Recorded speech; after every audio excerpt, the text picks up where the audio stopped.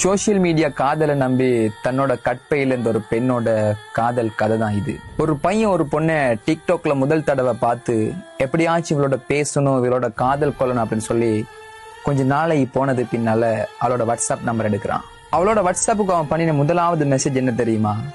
பொண்ணு மாதிரி ஒரு பொண்ணு என்னோட லைஃப்ல கிடைக்கணும் அப்படின்னு சொல்லி நான் தினமும் கடவுளை பிரார்த்திக்கிறேன் அப்படின்னு சொல்லி சொல்றான். அந்த வார்த்தை அவளோட மனசை அதிர வைக்குது. யாரோ ஒருத்தங்க நம்மள கேலி பண்றாங்க அப்படின்னு சொல்லி நினைச்சிட்டு சும்மா போயிட்டாள் கடந்து. அந்த நேரத்துல இருந்து மெதுவாகவும் மென்மையாகவும் அவளோட மனசுல அவன் நுழைய ஆரம்பிக்கின்றான். அவளோட அன்பு, கவலை, புரிதல் எல்லாத்துலயுமே அவன் பங்கெடுத்துக் கொள்வான். நாட்களும் சென்று கொண்டிருக்கின்றது. அவன் தினமும் கால் பண்ணி பேசிக் கொள்வான். ஒவ்வொரு நாளுமே சொல்லுவான், உன்னோட குரலை கேட்காம எனக்கு தூக்கமே வரல அப்படின்னு சொல்லி அவளோட பேசிக் கொள்வான். அவன் கால் பேசுற டைம் எல்லாமே சொல்ற ஒரு வார்த்தை, நீதான் என்னோட உயிர், நீ இல்லைன்னு சொன்னா நான் வாழ்க்கையே வாழ மாட்டேன் அப்படி சொல்லி பொய்யான வாக்குறுதி எல்லாம் வழங்கி கொண்டே இருந்தான். அவளும் அவனோட வாக்குறுதி எல்லாமே நம்பிக்கொள்றாள்.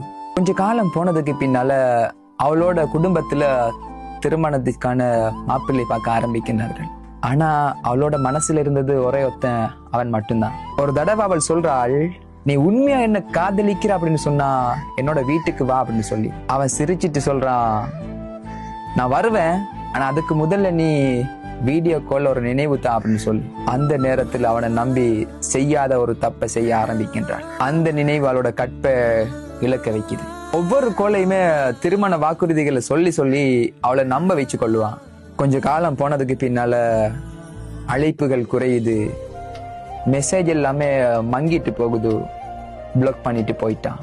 அவளுமோ அதை நினைச்சு நினைச்சு அழுது துடிக்கிறாள். நான் என்னதான் செஞ்சிட்டேன் அப்படின்னு சொல்லி அழுது அழுது அவளோட ரூம்ல இருந்து கொள்றாள். ஒரு தடவை அன்பிளாக் பண்ணி சொல்றான், நீ 2 வருஷம் எனக்காக காத்துரு அப்படின்னு சொல்லி. இதையும் நம்பி காத்துட்டு ஆரம்பிக்கிறாள்.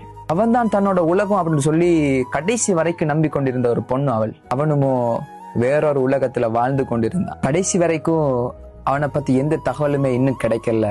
ஒரு பெண்ணோட கற்பை விளையாட்ட நினைச்சு விளையாடிட்டு போயிட்டான்.